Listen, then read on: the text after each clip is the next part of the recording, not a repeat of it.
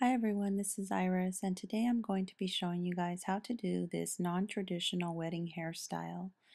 It is something that you can wear, of course, anywhere else if you'd like. Doesn't have to necessarily be a wedding.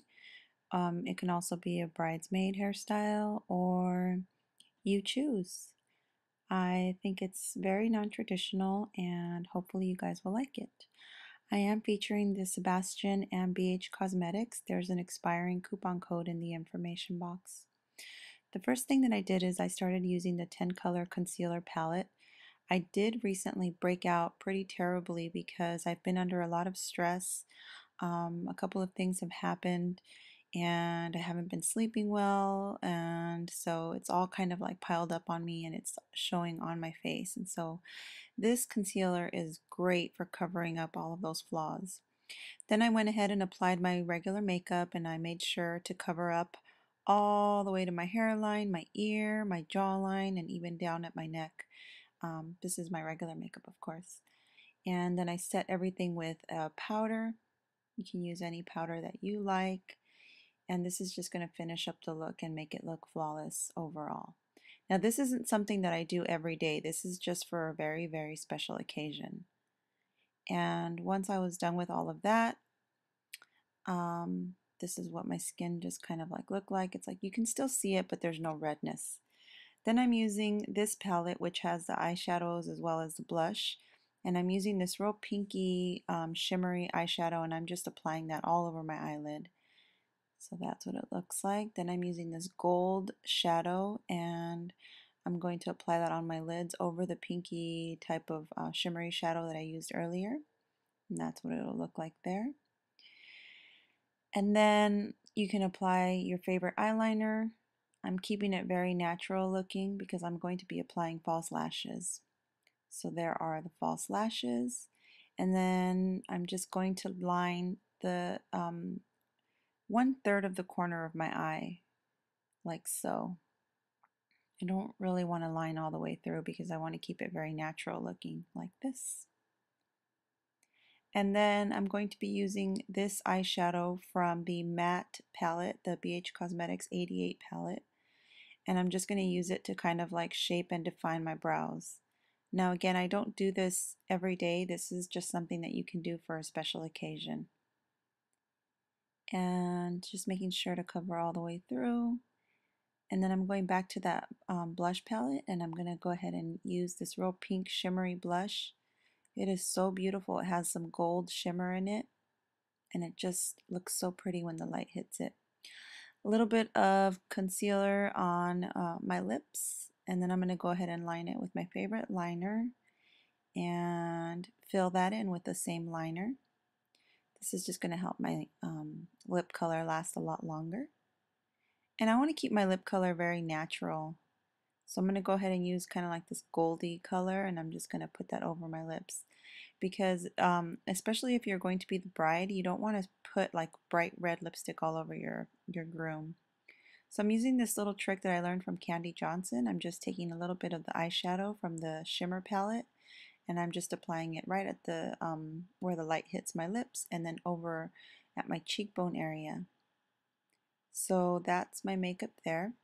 I'm going to do something else to kind of like conceal the blemish that you can still see on my forehead. And so what I'm doing here is I'm just parting where I want the front bangs to be parted, and I'm covering them right over that blemish. Then I'm taking a little section under those bangs that's going to also fall on the side of my hair, and then taking a little section off the other side, and then I pin them all in place. This is the section that's going to fall over the rest of my hair, and it's going to be the two little braids. It's a pretty thick section, and I want to make sure that it's long enough to cross over the other side of my hairstyle. So I split it in two, put it over the front, and made sure it's long enough. Did the same thing on the other side. It has to be just slightly longer because when you braid it, it's going to shorten up a little bit. So now all I'm doing is just twisting it and then putting it aside as well with the little clip. And next thing you're going to do is you're going to put your hair up in a high ponytail. You can do this as neat or as messy as you'd like. And then I'm just going to add a few more waves. I had already previously waved my hair with this flat iron, but I just wanted to demonstrate what that looks like. And then all I'm doing is just taking little sections and pinning them down. There's no order. It's not really 100% neat. It's just kind of like taking little sections, and then you can wrap it around your thumb, for example, and then pin it down. And here you can see that I'm just kind of like looking to see where I want it to go, and I'm just tucking it right under my hair, and then I'm going to go ahead and pin it down with the bobby pin.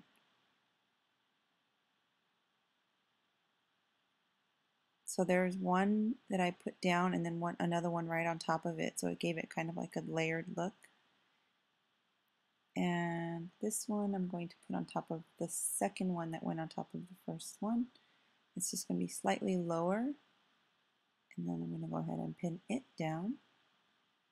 And at this point, it's up to you. You can get as creative as you'd like. You're pretty much sculpting your hair. You can use pomade or hairspray, whatever you think would work for you. And this hairstyle is very forgiving, so any tugging that you might do on the other hair, it's like you won't really be able to tell too much. So I'm not working with two mirrors here. I just started kind of like, I wanted to show you guys what you guys can do in the back. If you have a couple of mirrors, you can really see what you're doing, but I just twisted it behind my thumb and then pinned it down. So on the other side, I'm just going to add a few more curls with this flat iron. And once I'm pretty comfortable with those, then I'm going to go ahead and start pinning those up as well.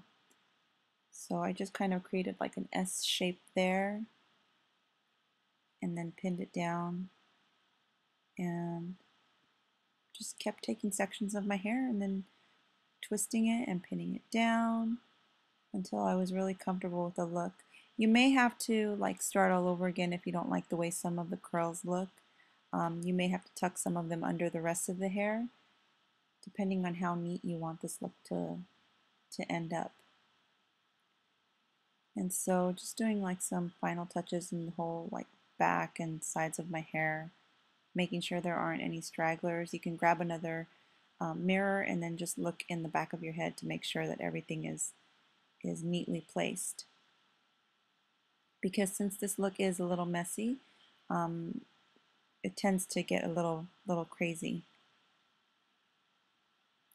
And just, I think I had just one more back there. I'm just going to pin back.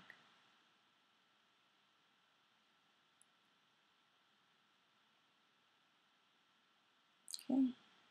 And so now what I'm going to do is I'm just going to work on the sides that are going to be framing my face, or the little hairs that are going to be framing my face. And I'm just going to loosely add some waves with this flat iron. And you can add pomade or hairspray or anything like that if you'd like. Then I'm taking down that section that I wanted to use for the braids. I don't know if you remember that. And I'm just going to pin it so that it's out of the way so that I can work on my front bangs here. And as you can see, I still have some of the side hair that I'm going to work on first. So I'm going to go ahead and take some sections and start adding some real nice waves with the Sebastian flat iron. And I'm going to do the same thing with all of the other sections of my hair. Then I am going to flat iron the front bangs just to make sure that all the pieces are together and they all fall nice and neat and smooth. And I'm just going to take these bangs and I'm going to pin them off to the side, but I want to make sure that they're tucked under the hair so that you can't see where they end up. And I'm just kind of like pinning them under all of the hair in the back. And again, this is also going to serve as a cover-up for that blemish that I have on my forehead. Actually, on the day of my wedding, I did get a blemish like that. It was really horrible, and I had to do a trick that was very similar to this.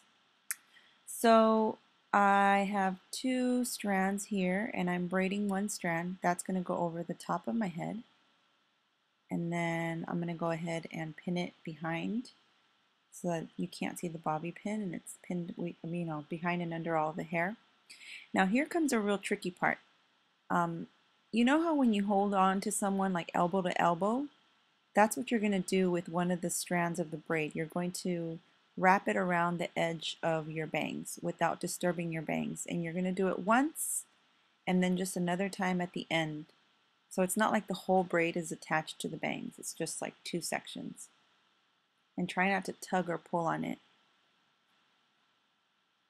And this is just going to help it stay in place. If you just braid it and put it over the bangs in the front, it's not going to it's going to keep falling from the bangs and it's going to always separate. So this is a good way of keeping it tucked together. And just make some final adjustments. You can add a flower. I added one in the front and then a little bit off to the side. Looks really pretty. You can add another one if you'd like. And then I decided to just kind of like put some up here on top. And that will completely finish the look. I hope that you guys have been inspired. Thanks for watching.